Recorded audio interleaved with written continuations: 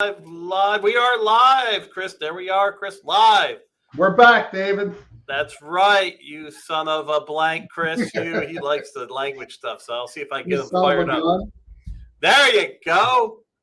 Agile market entry conversations, failed product launch conversations, how to do disruptive product launch conversations. Those are the things that we do on this podcast.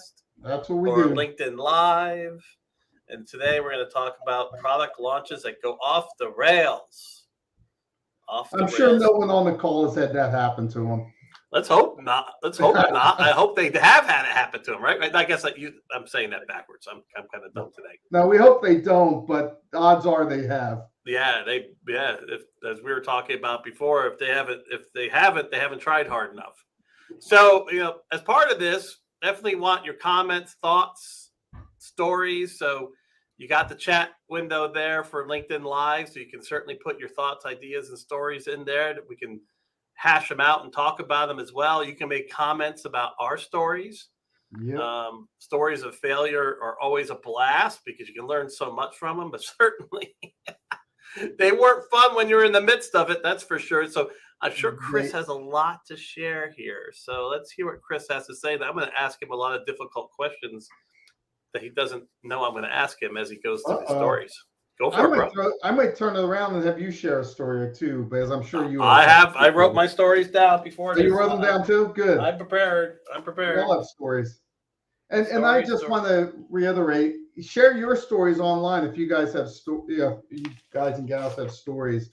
Share yours and we'll chat about those too, and lessons learned you picked up. So, and I'm excited because last time we got pretty heady, David, and got all around concepts and principles. Come on.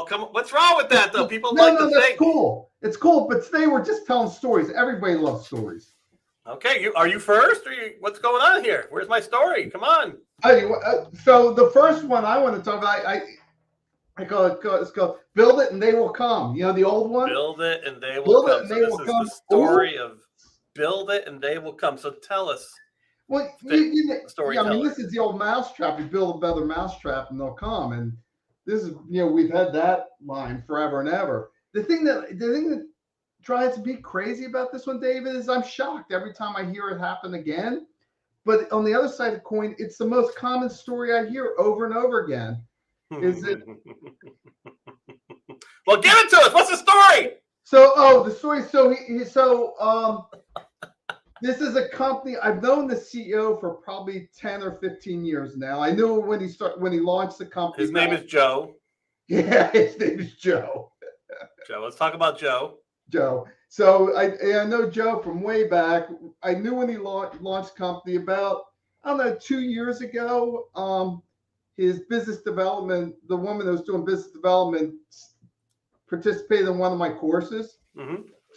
And then shortly after that, we stayed in touch after she did the course, and then probably about a year or so ago, they brought me in to help them out, figure out, prepare to go to market. And it's the typical story. They did not know who their customer was, who their primary customer was going to market.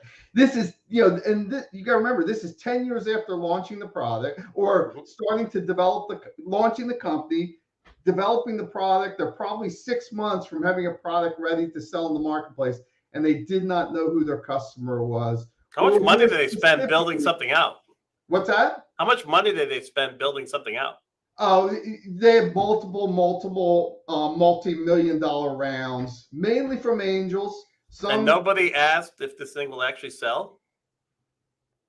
Nobody said, hey, it just was like, it was such a cool idea. This is such a cool idea. I just got to do it. So, I just got to put my money into this thing.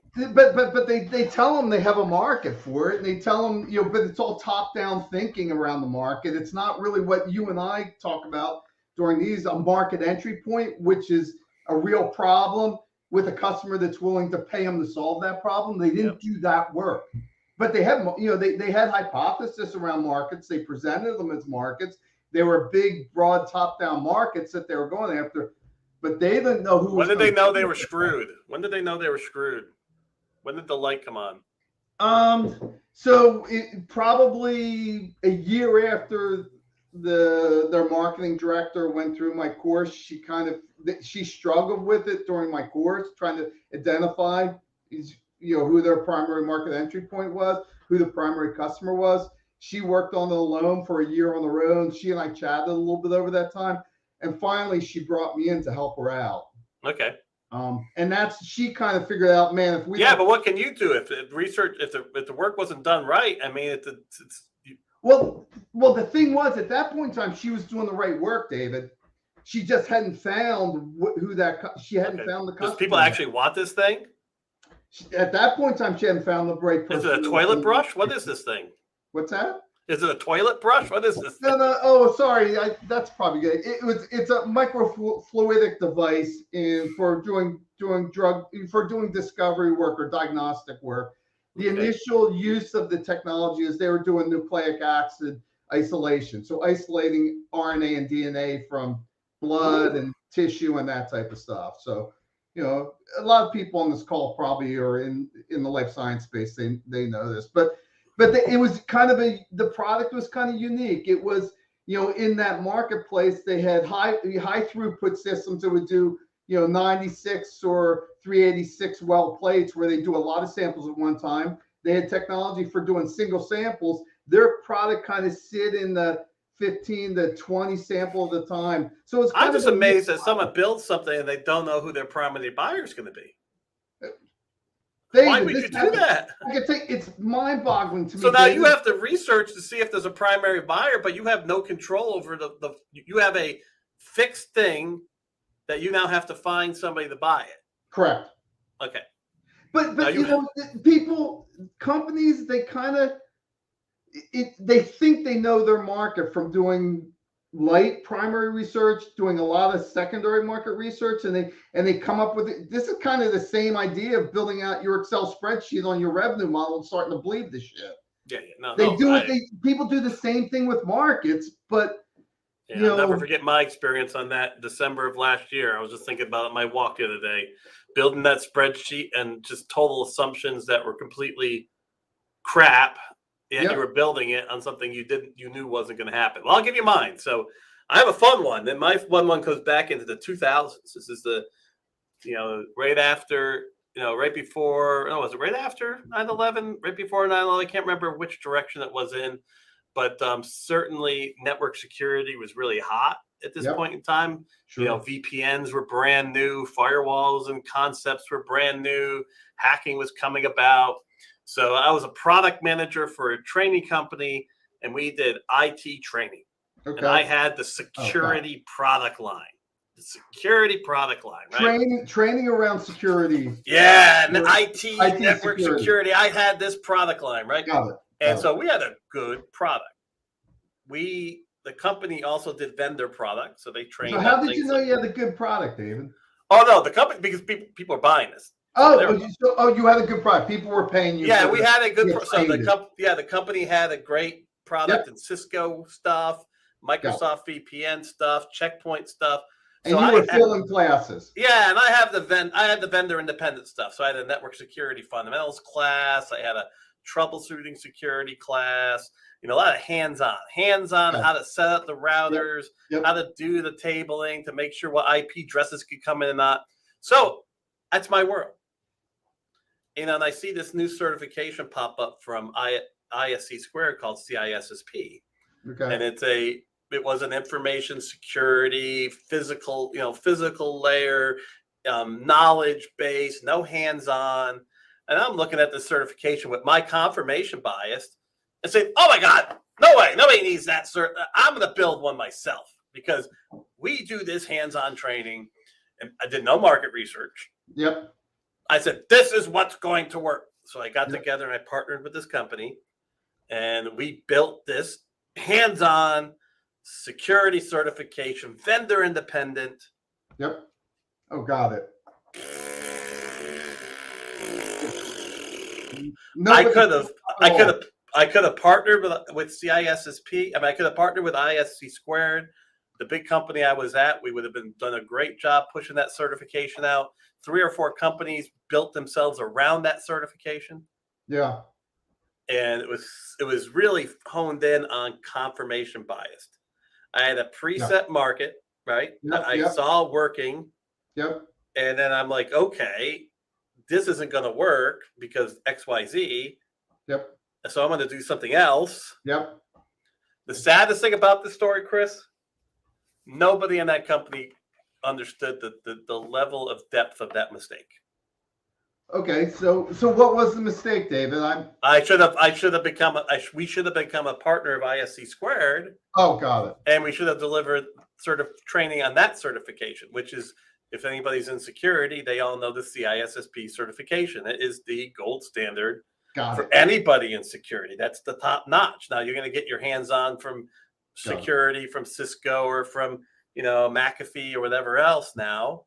But that is the gold standard. That is the gold standard. They're like the base, it's like the PMP for security people. And it was back then.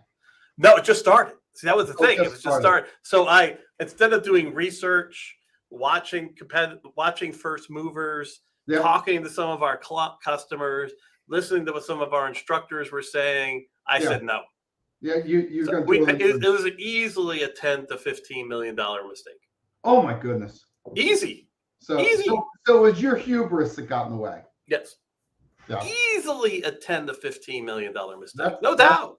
Because 3 or 4 companies popped up and did it. That's all they did, and they made a crap ton of money.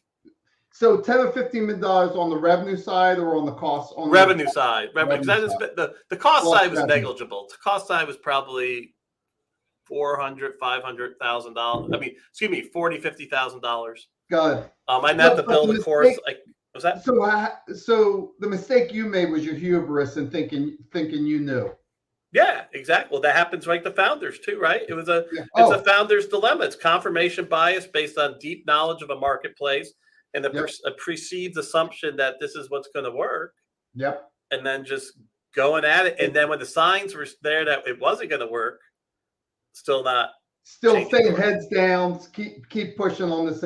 Going on down the same path. And this is one of the stories where I learned not to fall in love with my product, to fall in love with making money.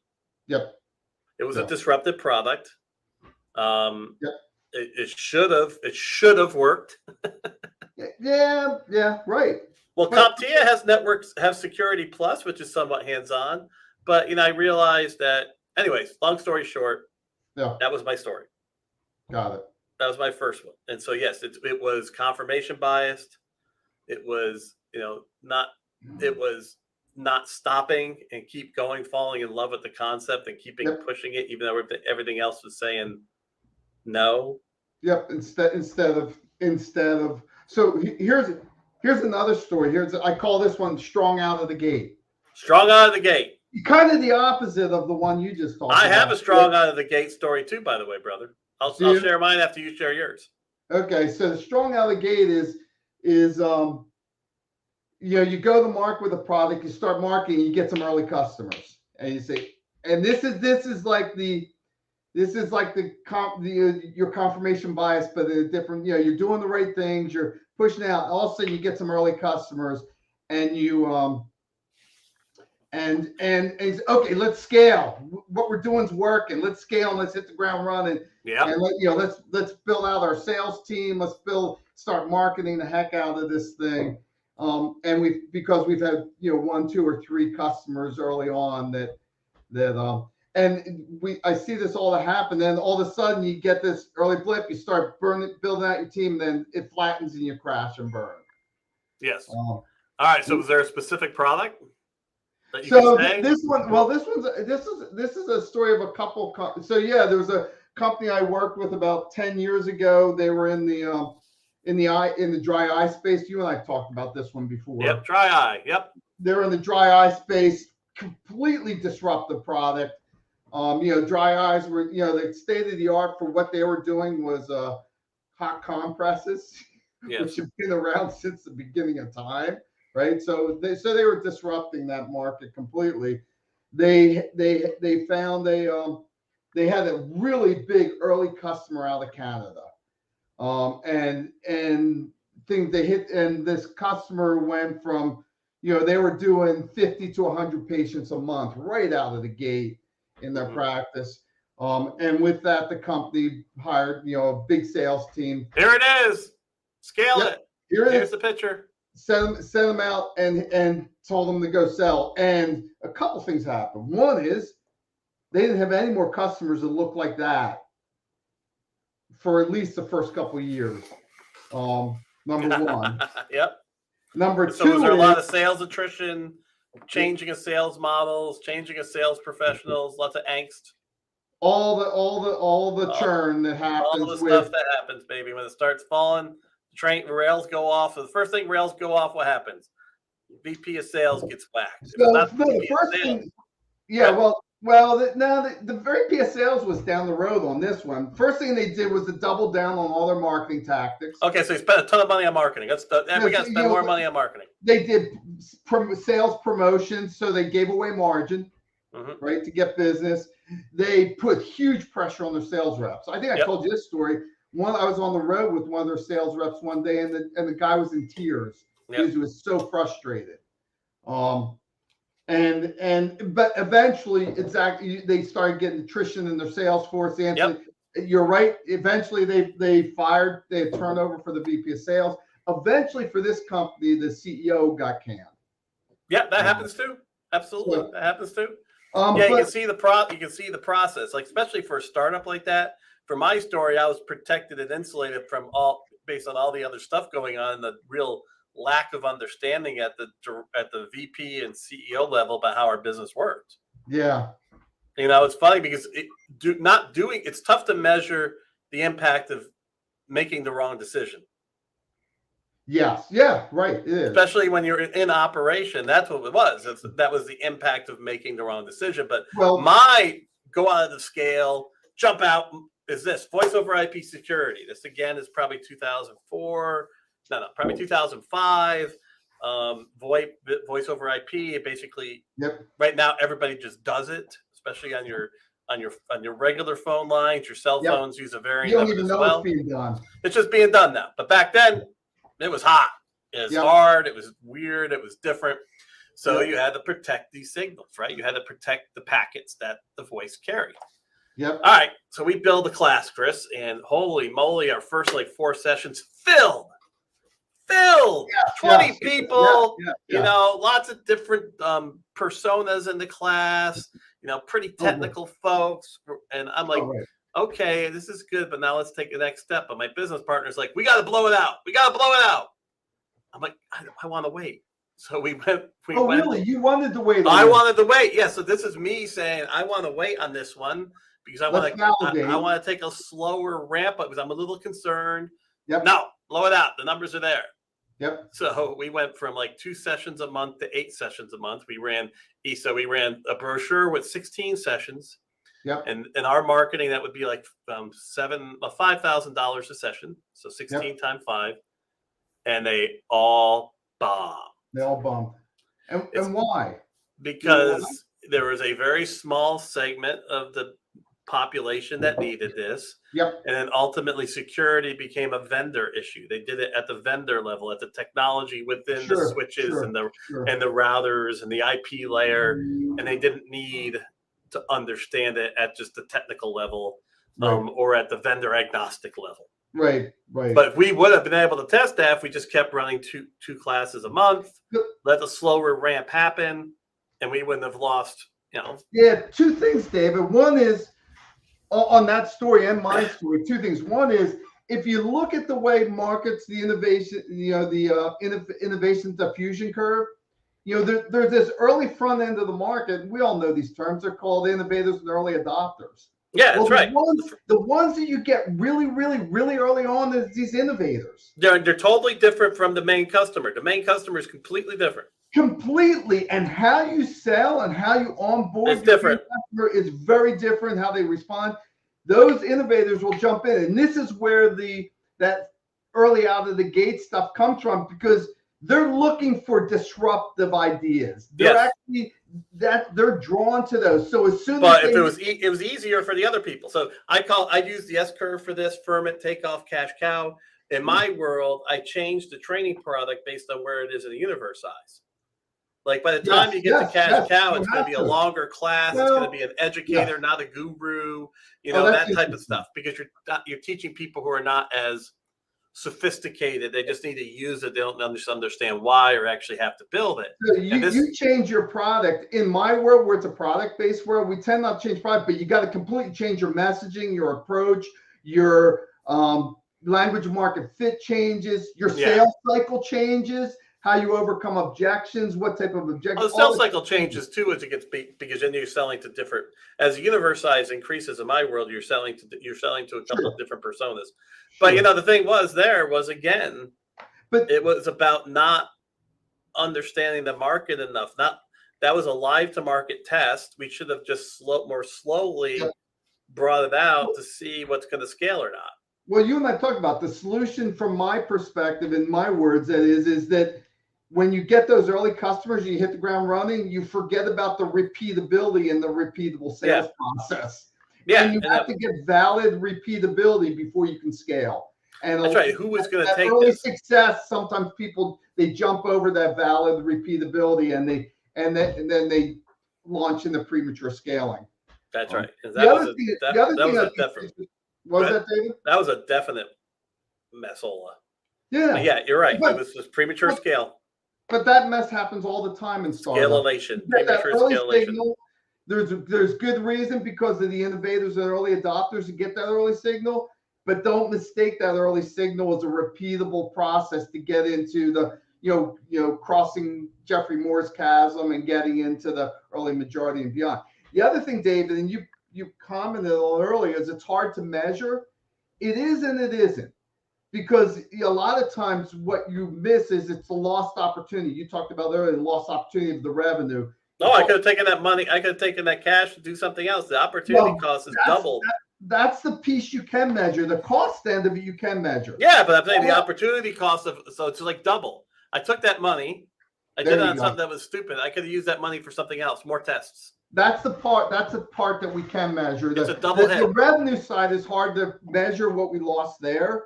The cost side, we can measure what the loss is because we have these monies going that aren't going to scale. We're not monies that should be using for scaling something, but we're not ready to scale, so they're throwing away. And we can use those money. So you're right. Those monies, those resources that you can count that are outgoing expenses, we should keep them small. Yeah. Keep those experiments small, keep our burn rate small, so keep that cost down. And that stuff is very measurable when we're doing that. And so I had to learn, as I built the lean startup model for our entry, although some of our entries were not disruptive, they were just entries into an already existing marketplace with a competitive product. Yep. I definitely took a much slower stance after that. And looked at key metrics around demographics, how many people were attending, who they were, before I would go into launch cycle thereafter. And I probably maybe was less aggressive than I could have been and missed some opportunities. Yeah. But at the same time, I was using our own money, so I had to keep it sane. In this case, Dave, it's a little when you're launching a disruptive technology, you're going through this. It's kind of better to err a little bit on the light side than the too much side. Yeah. Because and if you look at the mistakes people make, we're talking about the stories of mistakes. If you look at where people mistake, they mistake on going too fast in these things. But there's another mistake that we make in my business, going off the rails and losing big opportunities with going in too early. So in the training space, you can't create a market. You have to be there when the market's starting already asking questions. Yeah, that's true in almost any disruptive market. That's true. Okay, what I started a company years ago, and we were too early in the marketplace. But David, if you use these tactics that we're talking about, that you and I are talking about, the discovery tactics, the do testing and test it and see what responses you get. You can actually gauge timing to go into markets. You can, but as long as your leadership understands that, like for me, I go to market, I see some information that shows trends. I go to market, it does not work. Yes. Okay, we had a testing mindset, so that already was then, okay, that's not going to work anymore. So the big thing for me, if I tested too early based on the culture, it was very hard for me to bring that back. Oh yes, well yes, and that's really important. So a lot of my mistakes were always too early in my industry. There's a fine line between what I call the bleeding edge and the cutting edge, right? Yeah. And you almost have to balance yourself on that edge, because you want to keep testing, because you want to be there early into the marketplace, because there's huge early first mover advantage if you do that type of stuff. But if you can pop it. The problem nowadays is that, like, one of my other stories is too early, way too early, and then pivoting too quickly. So this was in the kind of the e-coaching space where you can actually pick a coach in the cloud based on your specific skill set. On the IT side, which coaching on the IT side isn't necessarily on the software project side, it is, but on the IT side, it's not quite there yet. But we built the solution, the model, the concept was really solid. Yep. The problem is that, we didn't get uplift in a certain box. Yep. And so we didn't hold on to that. They moved on to something else.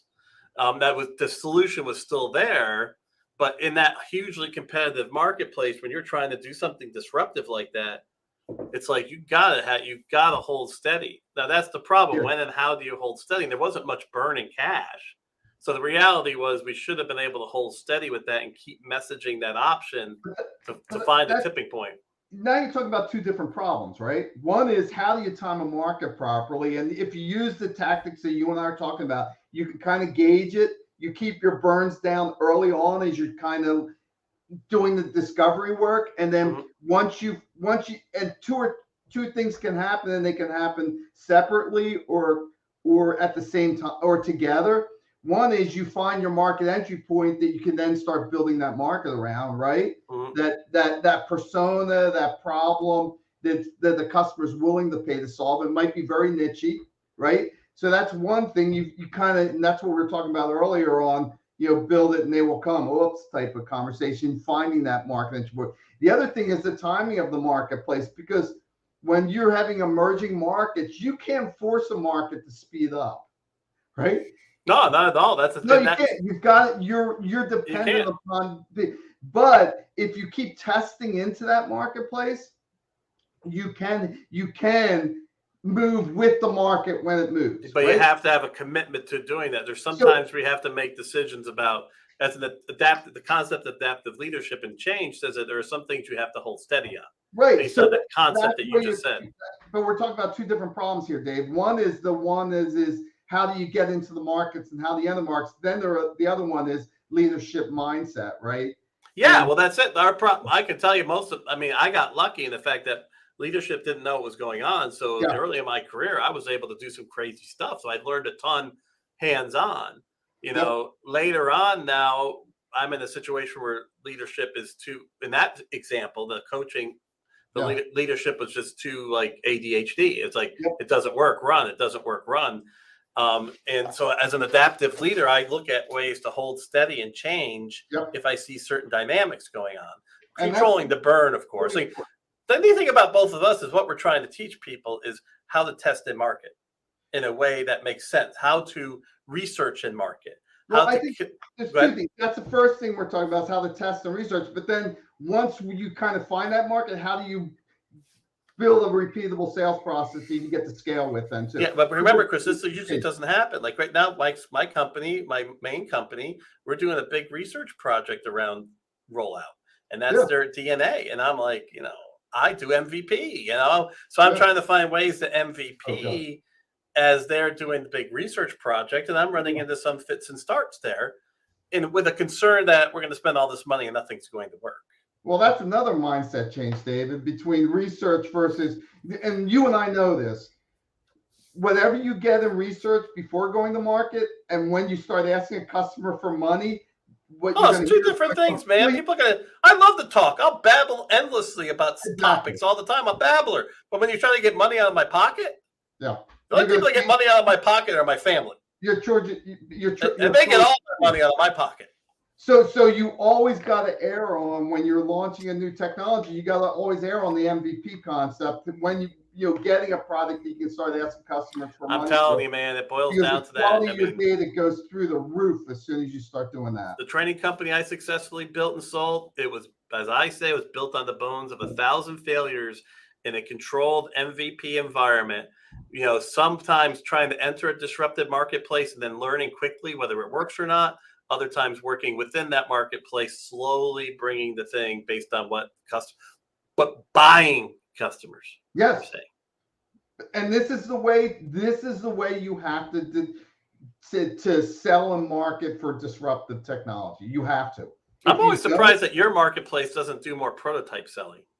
I'm shocked by it too, David. And that's another talk we can do is how do you bring the MVP mindset into the Oh my med gosh, that's my whole career. Even when we did the wearable device, we sold MVP.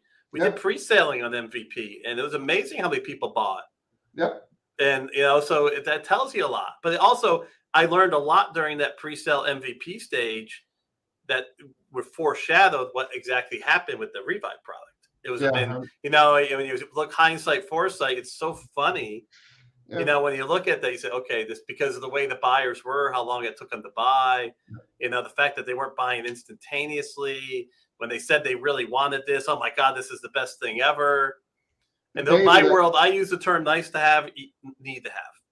well, I We think as we yeah, have to test that constantly. So, Chris, we're doing this research project with UCLA, and I'm going out there on Friday to kick it off. And that's the first thing I said to these kids. I said, look, man, I want to make sure that everything you look at, you filter through nice to have, need to have.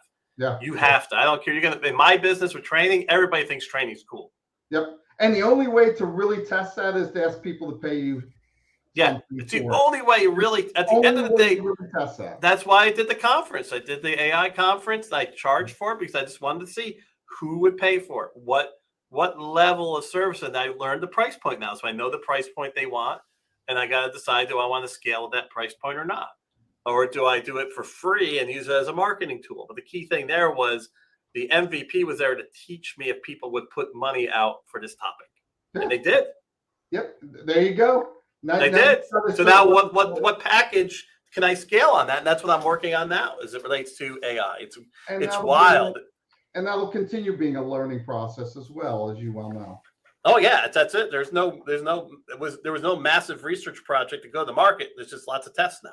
I think you brought up another point that I think is really important.